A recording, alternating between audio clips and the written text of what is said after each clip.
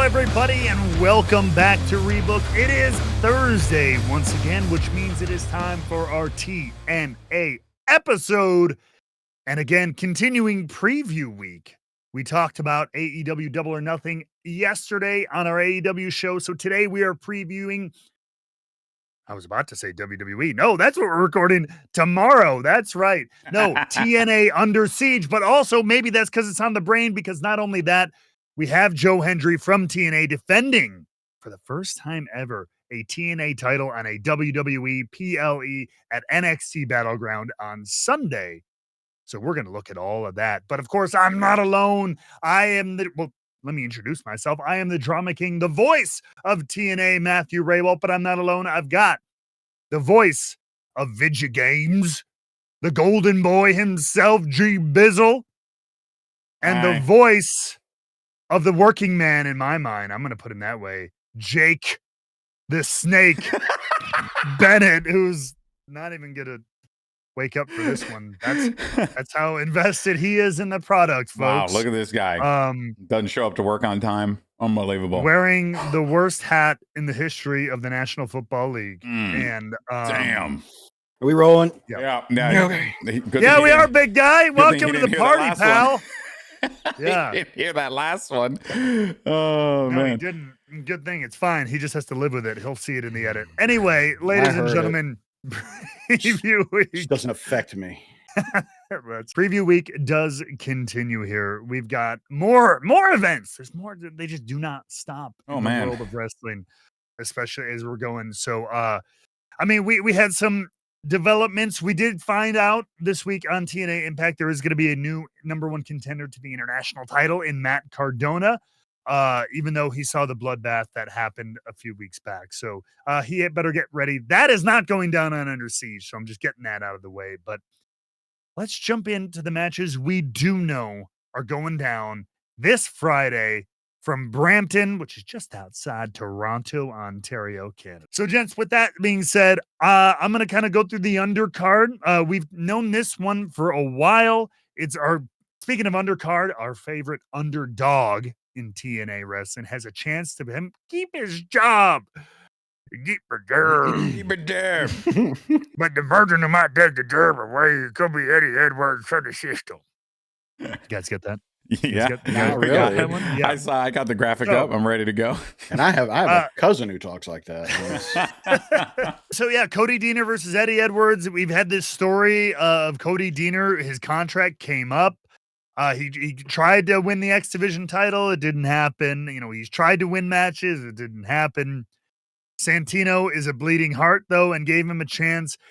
To be clear, it is not an official contract match. There's no guarantee, even if he does win, that he gets it. But it basically pseudo implied that, look, we've got a much stronger case to offer you something within the storyline, within the story of TNA and the universe, that if you can win against a former world champion like Eddie Edwards, the conversation is definitely there. But if not, it's definitely not there. Yeah.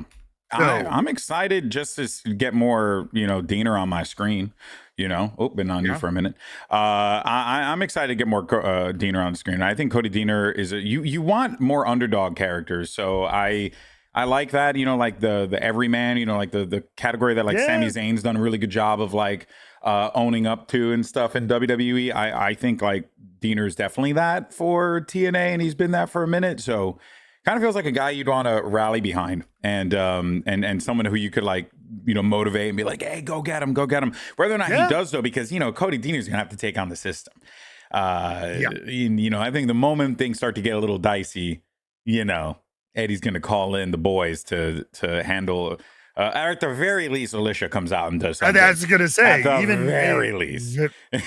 100%. So I can see a world where Cody Deaner's setting up the get ready to end this thing, and then Alicia just comes in out of nowhere and just does something to cast distraction, as Simon says, and then you're basically done with that. But I am curious to see what happens after this for sure. I think. So do you think he wins? I think he loses. Cody loses. Yeah, I think he loses, but I think he. I think it's very clear shenanigans that he loses, and they give him like another opportunity, or I could see someone getting involved with Cody Deaner as well, potentially if they wanted to go that route. I don't know who, but there are some people who have problems with the system still. So of course, there's a laundry list of people who hate the system. Who doesn't? Yeah, it's a shorter list saying who doesn't have a problem with it. That's true. So yeah, we'll see. Me on TV. Okay, you need to grow a spine there. Okay, speak truth to power. Hell no. Be the change you wish to see in the world. Exactly. No, I'm good. I'm very comfortable. Jake, what's your where do you land? Look, prediction was? I'm not rooting for a man to lose his job. Not in this economy. I want him to get that contract. That's who I'm going with. All right. I refuse to. I'm not going to put a poor guy out in the streets. Fair enough. With my predictions. He's got kids. He got kids. He got kids. In modern day, he's Slater. Mm-hmm. All right. So there you go. Technically, he's got. What is old Heath up to these days? He's out there. He's in the Carolinas, and doing what he does. More of the kind of the undercard of that. We did see a little bit of a conflict between AJ Francis and Mike Santana. It bled into the Penthouse this past week, which featured actor O'Shea Jackson Jr., who they really had a big problem with AJ Francis and First Class. And so this came together really quick. There's not much as far as the narrative here. This is just, I think, a classic case. And I'll start on this one. My opinion, you keep Mike Santana rolling. Yeah. You give him a big bad guy to beat, just to kind of continue his role as a wanting to be the next face of the company. That's me. What say you boys? Same? Yeah. No, 100%. Yeah. He's on too much of a heater right now. You gotta keep going where the heat is. Yeah. And the heat's on Mikey. I could see Casey Navarro getting involved in some way, shape, and form here, but I really don't think it's going to lead to much. He's already beaten like Ali and his whole squad. I really don't see First Class being an issue for Mike Santana, but you never know. You never know, man. I mean, we could see a more violent, angry side out of AJ Francis, tired of kind of falling short. Who knows? But I think Mike Santana should win, undoubtedly. Ding, ding, ding. Put it in. It's a Rebooked guarantee. Let's get to our first title match. We're going to go with the Knockouts World Tag Team titles. A very familiar matchup, no doubt about it. These two have wrestled a bunch of times between the late last year into this year. We've talked about again. I think the Knockouts tag division could use some more juice, use some more talent, could use some more infusion. So hopefully we will see that soon, but the titles will be on the line. But Spitfire have put out the challenge to themselves, really. A self-imposed challenge that if they don't win the titles back, they are disbanding. Wow. So do we see the Elegance brand dropping these back, or do we see maybe new pathways for Spitfire? GB?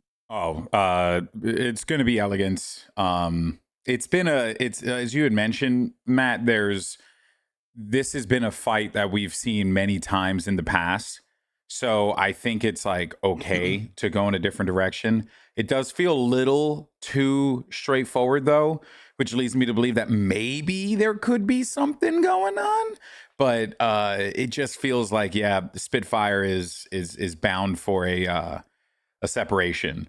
And maybe that could be a good thing, just because like they're a good tag team together, but maybe there's opportunity, for them to get other people and like maybe reform the tag division. Because the problem is right now is you got to get a little bit more oomph in the tag division, right? And I think Spitfire maybe splitting off, finding a recruit on each end, and more so you think like two more tag teams out of that split? I think with the state of the space right now, right? And I like the idea of Spitfire really putting the emphasis on the tag titles and being like, we want these belts because we built this division, right?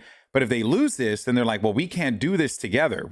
I gotta figure out how to do this on my own. So either Jody Threat goes off and finds like, I don't know, someone else in the division that she could like work with, or I don't know, but I would like to see something comes out of this that isn't just these like two wrestlers split up and then they fight and then there's a feud. I would like to see this kind of kickstart the women's tag division. Hopefully, that's my only hope. Jake, curious which will be spit and which will be fire after they split up. Well, Jody Thread is the wild child. She basically spits on me every time she makes an entrance. Okay, so there you go. All right, so we've got that. All right. If they do break up, though, Matt, you have to say, "Oh, it looks like Spitfire is going to be more like Splitfire." Splitfire. You got to say it. Yeah. And if you, I would be very proud if you pull that off. I can't wait. That's great. Go for it, Jake. Yeah. Sorry. In the back pocket. Yeah, for sure. I agree with you, GB. Like it's weird. It feels like it's going to be the Elegances. The Elegai. It feels like it's going to be the Elegai who win this thing. But like, I agree. Like, you want to bolster your women's tag division more. Yeah. Yeah. You know, like that's the bummer of it is like, it feels like their win. I think you need to, I'm always for establishing champions for a little bit of a longer reign. But I don't like it being at the benefit of a team in a division that's already pretty scarce, it feels. So, but, you know, that's a logistics problem, not a storyline problem. So I'm going to say that it's probably going to be the Elegai. The Elegai win. The Elegance brand, but okay. You disrespect them some more. I'm trying to address them properly. And they are a brand. They are an entire luxury brand. Yeah. What do they sell? Elegance. A stupid question. If you have to explain, you're so clearly sorry. a low class. If he has to explain, then you're not worthy of it. Clearly, guys, I am not day class. Not elegant. I am not day class. Day class.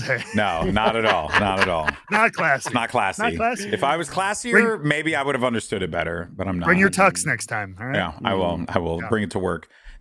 Yeah. Moving right along. In a match that I think has some pretty interesting narrative implications, but I think we're just in the middle of it.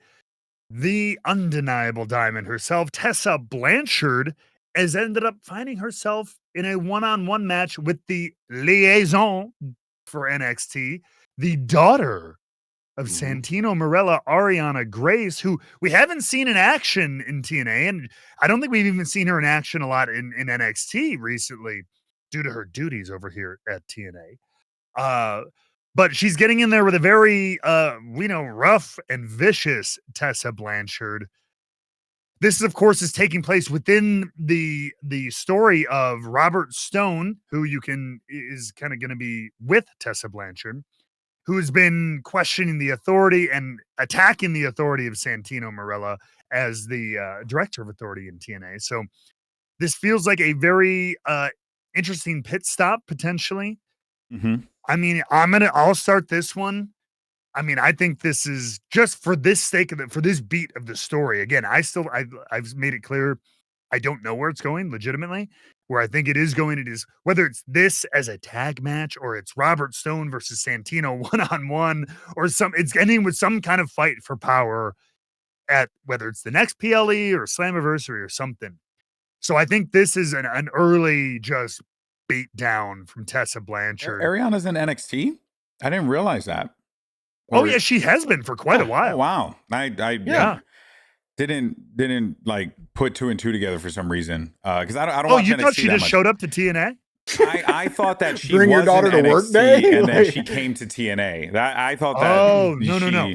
Yeah, that's still what I thought currently happened. an NXT talent. Got it. Yep. Okay. Yeah. That's where my head is at. What about you guys? Yeah, I agree. I think I think Tessa probably wins because you want Stone to keep burrowing his way into the you want the parasite to keep burrowing its way into the host body. And the best way to do that is for Tessa to win this one, and start to swing the balance of power more away from Santino. So I think it's probably going to be, it will be underhanded. It'll be dirty. Yeah. But I think it's going to be Tessa. Yeah, I agree. It should be Tessa. Not much else to add there. But I think, like you said, this is clearly something bigger is happening here. And whether or not, we kind of get the idea from this match, we'll see. But, I think there's more than meets the eye here. And it keeps Tessa away from the title for right now, which is good. So, I think that there needs to be more for her to do, and also like beating Ariana Grace would be good for her just because it just keeps things going. It's a great. Ariana's not the most like experienced in ring performer. She's done a lot of outside the ring kind of character, both in NXT and TNA.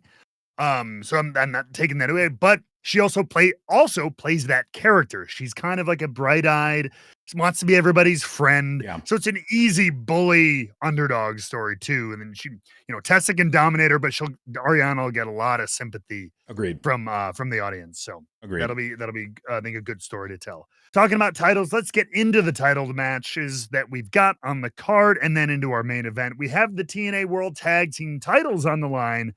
But of course, as we learn, the Hardys are not in full because of legal complications with Canada. They brought the real life into the story. Damn Canada. If you were the 51st state, this wouldn't be a problem. We'll get there. Don't you worry. No, hope we don't. No.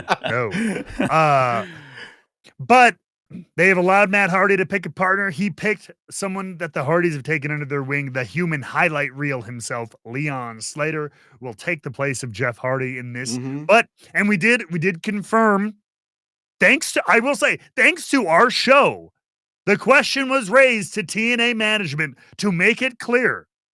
This is actually not a joke. I'm actually kind of very serious. Whoa, wait, what? Wait, what? Hold on, what?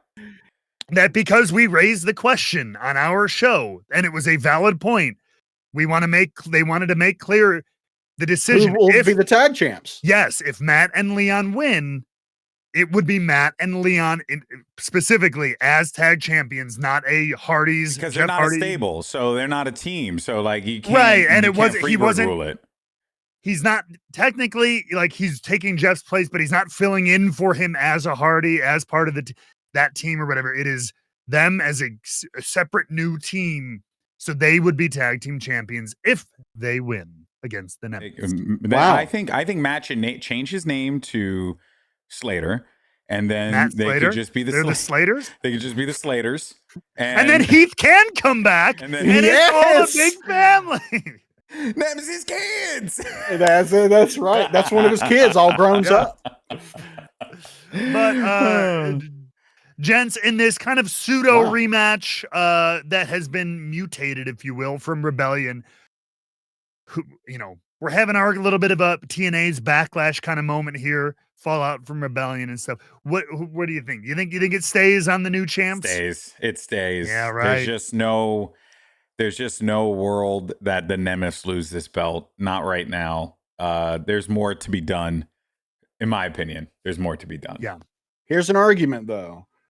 I mean, Leon Slater's eerily reminiscent of a younger Jeff Hardy. Sure. True. So I think it would be, I think that's still the really cool story. Oh, it's a cool story. If they win it and Jeff is left on the outside looking in, how do they handle that? That's a cool idea to me. It is, yeah. I like that. And that's what makes it honestly tough for me, because it feels like, here's the thing. Here's what's weird. If it were Matt and Jeff, I'd be saying the Nimitz. But because it's not, and because of this new twist, I'm a little more unsure about it. Interesting. Yeah. Just because that story is really compelling to me. I think it's probably going to be the Nimitz when it's all said and done. And I still think there could be some kind of. But I guess where are you going toward with it, right? That would be the only thing where you've put a lot of this story into like Ryan Nemeth and his just constantly praising his brother. Nick Nemeth, this holier than thou mentality, and then they lose, and then now I don't disagree. I like the story of the Hardys struggling with this whole situation. It is compelling. But think about this. think about how 4D chess it would be for the Nemeths to lose the titles to Slater and Matt Hardy, and that leads to a breakup of the Hardys. Damn, son. And then the Nemeths win their titles back. Damn, son. I have an idea. And it was all just to plan to. Hold on. Do I need to grab it? Okay, here we go. Yes. So Jake, you just gave. I had like half this idea formed, and you talking just gave it. And I think it would be. It's a little silly, but again, at TNA, we take some interesting storylines. Sure. Yeah. That's why I'm like, I don't know. Because to your point, you're right. Like, I think you could have an interesting story with this Leon, Matt, Jeff dynamic, especially with Jeff being left out. But to do it, you sacrifice the Nemeths, who are on this kind of hot run as this new pompous heel tag team. So I think I have a way to serve both masters. Wow. So there could be a world where at Under Siege, you drop the titles to Leon and Matt. Holy crap, you come back to Impact, and they you have this little moment with Jeff, like, oh, that's cool, that's great, you guys. Like, man, I can't help but feel like it's too bad, kind of thing. Like, just a little hint. Maybe you go like one more week, there's a little bit more tension. And the Nemeths, though, maybe they take a week off, but then are like, screw it. All right, well, we were champions, so we get a rematch. We want them back. And in this time, Jeff is like, hey, look, I know we had that situation with Canada, and he kind of asserts his influence over Leon and gets approval from management. Is like, let me step in for Leon in the defense, in the rematch. Good. And Leon kind of feels good, like, you guys are my mentors. I don't really want to do it, has that kind of, I don't want to get, but Jeff, I respect. But how could I say no to How Jeff can I Hardy? say no to Jeff Hardy? You're an inspiration. Sure, defend the titles on my behalf with Matt. And they lose. Yep, and they lose. And the Nemeths get him right back like 2 weeks later. And then it's, bro, like, you're my mentor. I love you, but what the hell? Yeah. And then even Matt is kind of like, yeah, like, Jeff, you kind of swore you were up to, like, and you talked Leon out of it. There's a rift between the brothers. Maybe there's a Jeff Hardy versus Leon Slater at Slammiversary is a cool scenario with a heel Jeff Hardy, like, mentor, like, legend versus like the kid he inspired. Yeah. Like, on a big stage. I don't know. There's Mentor versus Manatee. Right? No, Manatee? Mentos? Mentor versus Mentee. Fresh It's Mentee, but also I'm fine with Manatee. Who's empty? I'm also what? fine with Manatee. Our heads are empty. I like that. That is actually I think really that would cool. be awesome. I think that would be really cool. Yeah. I dig that a lot. I don't know how likely, but like, I think that there's really interesting possibilities. And no one really comes out looking to what we're talking about, the AEW episode where we hate the whole like looking weak. No, because like Leon Slater almost was the X Division champion. Yeah. Like, again, there's should be able to pin Ryan Nemeth. There's story to be told there. Yeah, for sure. there is a story to be told there. Now, I do think that the more likely scenario is that Matt Hardy just eats a pin, and then the Hardys are done with their title chase, and then the Nemeths move on to like whoever's next, probably the Rascals or something like that. Something like that. But sure. That is just not as interesting. It's not as interesting, but it's okay if it happens because I know the matches are going to be good. But I don't know what the story is there that compels me the way that this one potentially does. But we'll see. We'll see. And in one way or another, I mean, Leon Slater is going to be in a match.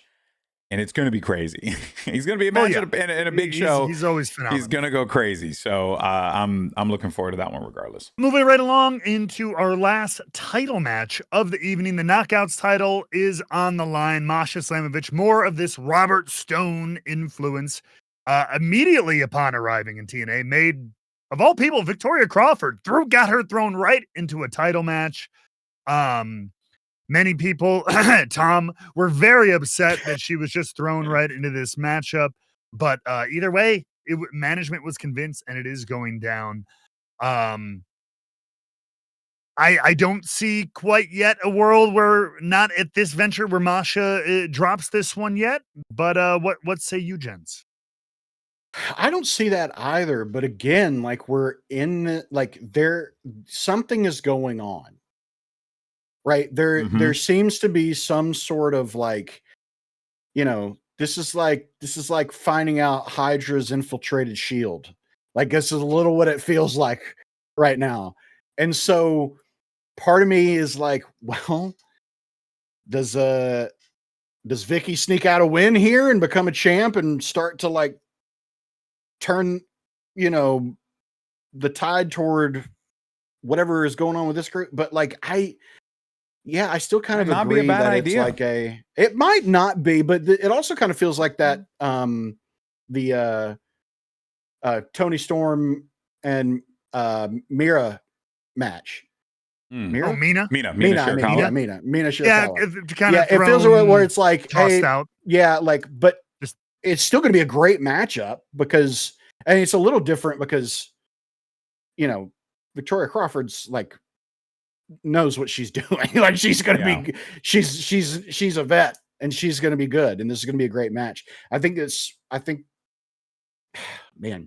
ultimately I'm probably going to go with Masha still coming out on top as champion. But again, this is another one because of the whole Robert Stone story and the power struggle that this one has me a little wary for Masha. Yeah. I can't help but feel like where this is going is Robert Stone is going to see Tessa Blanchard be amazing in this match, and then be like, oh, this is the person I got to hitch my wagon onto. And then, maybe Victoria Crawford's still in the mix, but I think it would be cool if she were to win. There's some funny or weird directions you can go in, and she's always a character. So like, that would be super entertaining, but like, it does feel super sudden. But I am also wondering, where are going to be the title changes on this show? If there is one.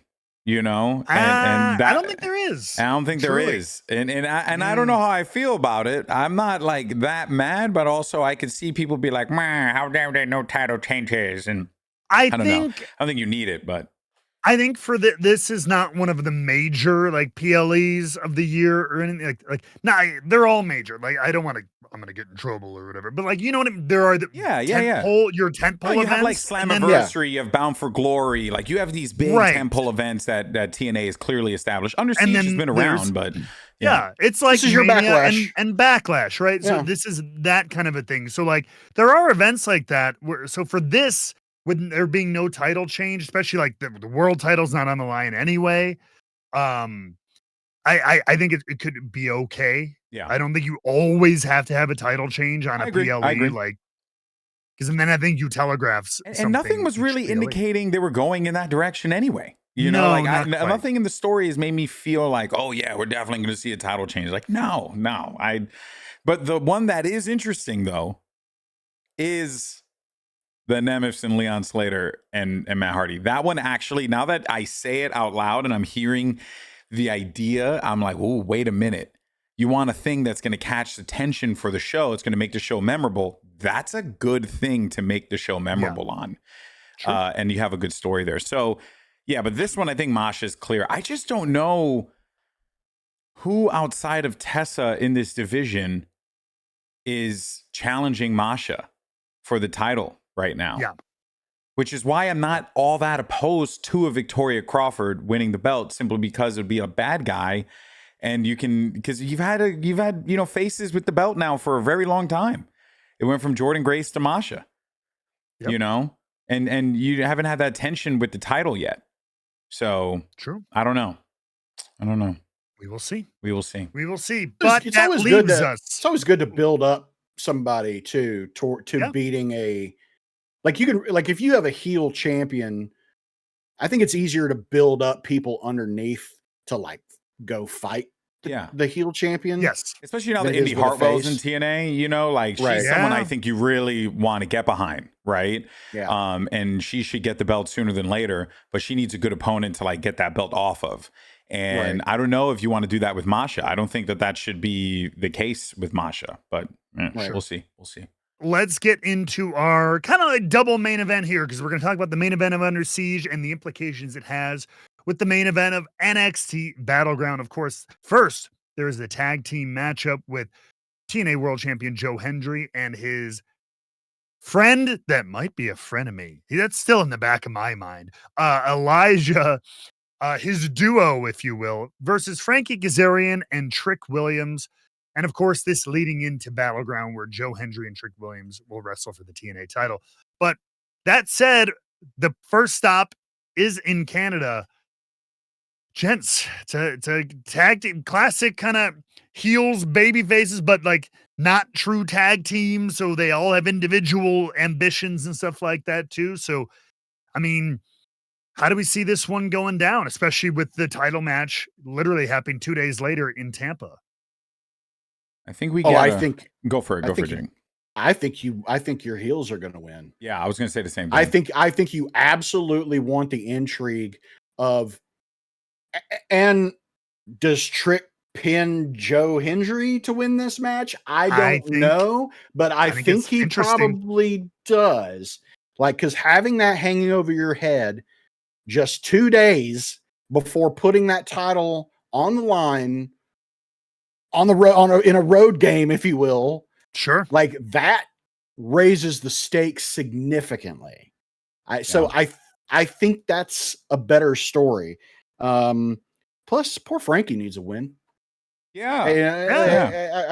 Poor Frankie needs a win. I think Trick should beat Joe in the middle of the ring the way The Rock beat Cody the night before WrestleMania.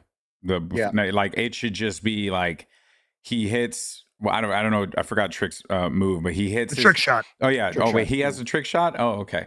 What is Swerve's is house call. House call. My God, I named it. I know you did. Yeah. It's just funny. yeah. So he has a trick shot. Yeah. I see him hitting that and then winning right in the middle of the ring, and then everyone being like, "Holy shit, Trick Williams just beat Joe Hendry." I mean, here's what could also be interesting if you really want to like put Hendry behind the 8 ball here, is you have Elijah turn on him. Oh, maybe Elijah turns on him in some fashion. Something happens during the match. Maybe he gets upset, or maybe it's just like it's been a ruse this whole time. And I don't know, because like I'm with you, Matt. Like the only thing I will push back on that only because think of it this way. If he does, it'd be a weird time to do that. I guess. It would be. You're right. Yeah. Because if it's a ruse to get close to the champion and then he screws him in this match, but then the champion could lose on Sunday and the guy is in NXT and now the guy he screwed over and got close to doesn't even have the title he wants. Right. So it would be kind of inopportune time to pull the trigger. Unless he thinks he can beat Trick, but not Joe. That would be interesting. You know what wouldn't shock me is that they lose the match, and then Elijah helps and then Joe turns on win. him after. No, Elijah helps Joe win. Oh, okay. Because Elijah did show up in NXT. Yeah, he did. Week. Because Joe might not be able to beat Trick, and you can because I don't know. Ooh, I know. I like where your head's going a little bit. I'm in kind of like a bit of a pickle with this, but there are a few thoughts. There are a few pathways I think you could take here. So I think what happens in this matchup is competitive bout, guys going back and forth, but then out of nowhere, Trick Williams just takes over, shows reason why he's a freaking generational talent, and he just dominates, and then he wins the match. Obviously, it'll come after a lot of kerfluffle and all that stuff, but he just wins the match. And you can see a Joe Hendry who is devastated, and a Elijah who potentially sees either blood in the water, or an Elijah who sees his friend struggling. We don't know yet. We're not sure because we don't know how this goes. Then at Battleground, the match is going on, and it's looking like it's going to happen again. Joe Hendry's about to lose to Trick Williams, but in comes Elijah to bail his buddy out, gives him a little bit of a casting of distraction, and then he wins. NXT crowd is pissed because Trick Williams just got screwed out of the TNA championship, and you got that whole home and away thing going. But then at that point, that's when you kind of lean into, well, Elijah just did a very bad guy thing to help out his friend Joe, and Joe benefited from it. How does Joe react out of this? And then that's when you start to kind of build toward Elijah and Joe. Maybe you get Trick back into the fray again. Maybe Trick comes back for what's the next big one? Slammiversary, I think it is. We have Against All Odds very shortly after. Against All Odds will be about 2 weeks after Under Siege, and then it's like a 6-week build to. See, I like the idea of maybe even doing these 4 guys in a fatal 4-way for the title at Slammiversary. Oh, and that to me is very interesting, because you can go in a million directions. You can even end with Trick winning it, or you could put the belt on Frankie, which I don't know if they want to, but I think it wouldn't hurt. I think actually, if anything, it would be really good. I don't know. But you can also get Elijah to have the belt, right? To win the belt. There are ways you could do this, but that's, I don't know. Matt, was that what you were thinking, or did you have another thought? Well, no, I mean, just going in, I like the idea of, Elijah, he sees Joe get whooped at Under Siege, interferes at Battleground, and then I was thinking more just spinning off into Joe and Elijah, even if it's short term. Well, not even Joe and Elijah might happen. Yeah, that could happen. Yeah, but not even like in a turn on him, but in like the classic, like Joe just being like, bro, like I had it. Yeah. He's like, no, you didn't. Like, well, I didn't want you to interfere on my behalf, kind of thing. Like that tension of like, you think you gotta, do you think you see me as a weaker opponent, easier opponent to beat than someone like Trick? So you wanted to make sure it stayed on me. Yeah. But and that tension is starting to boil over. Yeah, something I think that's very intriguing. Yeah, I think so too. We'll see. Jake, do you have? We will see. Yeah. Are you in the same boat? I built the boat. Yeah, I was talking about that. Yeah, of course. Yeah, I could just. I sorry, I didn't realize we had a master boat maker. I'm the architect. Today. Okay, all right, Seth. Okay. But of course, we will see all of that go down this weekend, and I will tell you in my little brief preview here: watch TNA Impact tonight, because I can assure you of this: there will be one more match made for Under Siege. A little extra intrigue for you, involving you will see who. Other than that, tune in this weekend. You'll see me, my candy ass, talking crap. It's what I do best. Hey, the voice of, and of course, TNA, as we found only out. voice of TNA. Yeah. And day after Tom's birthday too, right? Yep. Happiest of birthdays. Let's see here. The best commentator ever employed. There's not even close. He is the Alabama to Drama King, Penn State. Hey, he liked it. Tom has your back. He did. Yeah. And then he realized what Jake said. And he was none too pleased. So. But yeah, folks, that's it for us on the TNA episode. A little preview of Under Siege and into Battleground. What will happen? What do you think will happen? Who walks out this weekend as TNA champion, defending it for the first time ever on a WWE PLE? You tell us in the comments below. And while you're down there, hit the like button, hit the subscribe button, find those links to our Discord, and come join the conversation with us. We love to have you. But other than that, for the Drama King myself, for GB, for Jake, thank you so much for joining us. We'll see you on the next one.